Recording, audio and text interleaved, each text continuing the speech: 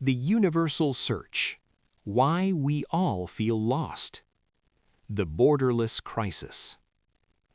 It doesn't matter if you are in a skyscraper in Tokyo, a coffee shop in London, or a quiet suburb in Buenos Aires. There is a specific feeling that transcends borders, languages, and cultures. It's a quiet, persistent whisper that asks, "Is this all there is?" We have been told that if we follow the global script, education, career, consumption, we will find fulfillment. But across the planet, we are seeing a record rise in what we call the existential vacuum. We are the most connected generation in history, yet we feel the most isolated. We have the most information, yet the most confusion. This isn't a national problem, it's a human one. We're experiencing a global glitch in how we define success. We've globalized our economies and our technologies, but we have neglected to globalize our meaning. We're trying to survive in a high-tech world with an empty heart architecture. In this video, we're going to look at the 3 universal pillars of the human spirit that remain the same regardless of your passport. We're going to discover why your restlessness isn't a sign that you are out of step with your culture, but a sign that you are part of a global awakening towards something deeper. Chapter 1. The Infinite Hunger. There is a fundamental law of human nature that applies to every person on Earth. We are beings of transcendence. This means we are the only species that is never satisfied with just existing. A bird is satisfied with a nest. A lion is satisfied with a kill. But a human being, even with all their physical needs met, will still look at the stars and ask, why? This is what the great existentialists called our infinite hunger. The problem with our globalized modern culture is that it tries to satisfy this infinite hunger with finite things. We try to fill a bottomless well with social media likes, career titles, and material possessions. It doesn't work in New York, and it doesn't work in Mumbai. This is the universal mismatch. When you understand that your heart is designed for the infinite, you stop blaming yourself for not being happy with a finite life. You realize that your dissatisfaction is actually a superpower. It is the engine that drives you to seek truth, beauty, and justice. To be human is to be restless until we find a purpose that is larger than our own survival. This is the first pillar of our global identity. We are all pilgrims, searching for a destination that matches the scale of our souls. Chapter 2. The Global Village of Pain. Suffering is the only truly universal language. No matter where you are from, you know the weight of loss, the sting of failure, and the fear of death. For too long, we have treated suffering as a private mistake or a medical problem to be hidden away. But if we look through the lens of logotherapy, we see that suffering is actually a global bridge. It is the one thing that can connect 2 strangers instantly. Viktor Frankl argued that the human capacity to find meaning in suffering is what defines our species. We don't just endure pain, we can transform it. When someone in Brazil finds the strength to help others after a tragedy, or someone in Germany turns their grief into art, they are practicing the same defiant power of the spirit. This chapter is about breaking the global stigma of struggle. Your pain is not a wall that cuts you off from the world.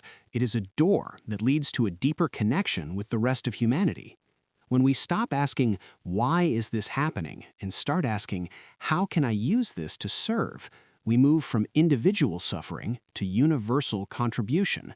We realize that our scars are the credentials that allow us to help a world that is hurting. Chapter 3. The Architecture of Connection. In our rush to be independent and successful, we've forgotten a core truth of the human architecture. We are relational beings. Modern individualism has told us that meaning is something we find inside ourselves, in isolation. But the reality is that meaning is always found out there, in a cause to serve or another person to love. This is the principle of self-transcendence. The more we forget ourselves by giving ourselves to a task or to another person, the more human we become.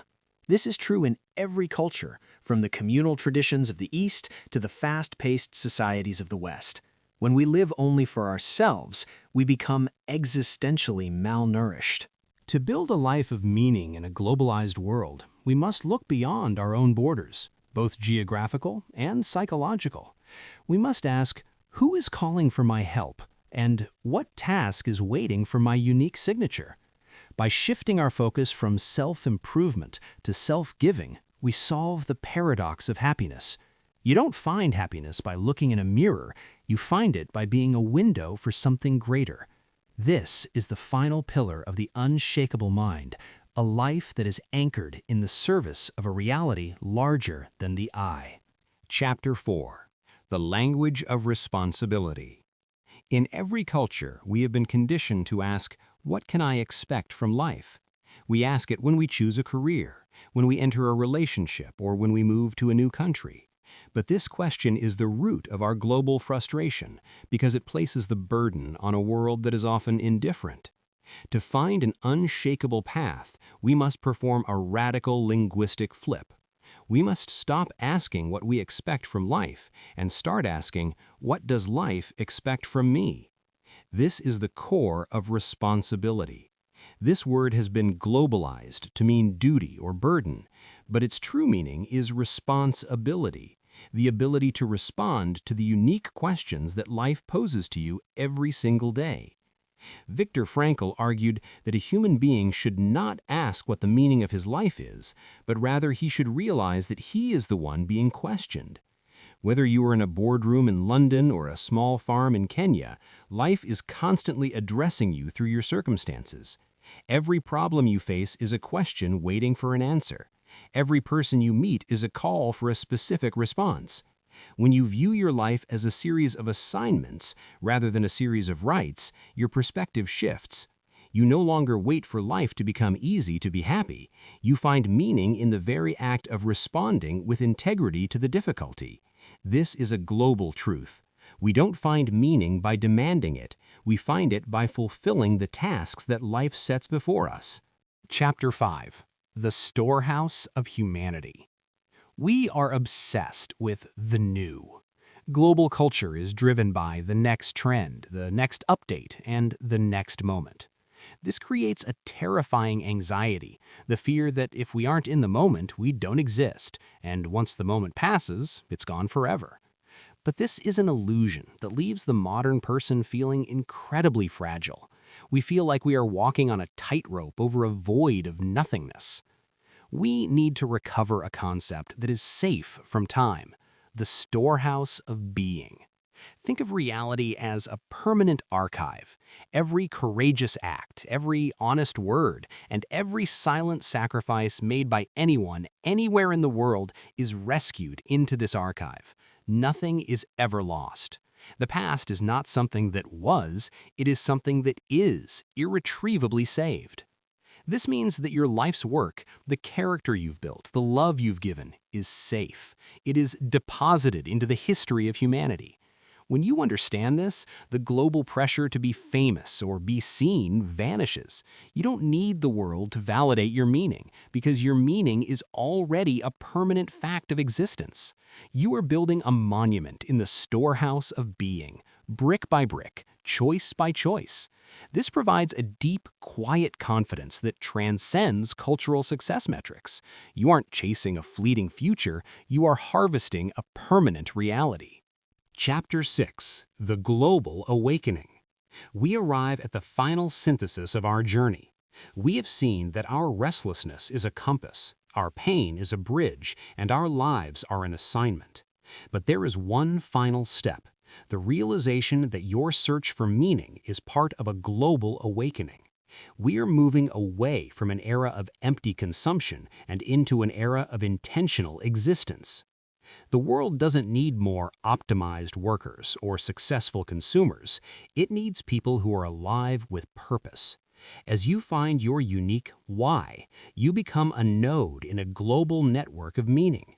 You become a life giver in your community, regardless of where that community is. This is the ultimate biohack and the ultimate wealth, the peace that comes from knowing you are exactly where you are supposed to be, doing what you are meant to do. This channel, The Will to Meaning, is your headquarters for this transformation. We are building an internal citadel together, using the best insights from psychology and the timeless wisdom of the human spirit. The search is over. You no longer have to look out there for a reason to exist. You are the reason. Your life, in all its complexity, beauty, and struggle, is the answer. Go forth with the sovereignty of a soul that knows its worth. Stop reacting to the chaos and start projecting your meaning onto the world. You are a being made for the infinite, and the world is waiting for your signature. Forge your fortress, find your center, and live a life that is truly unbreakable.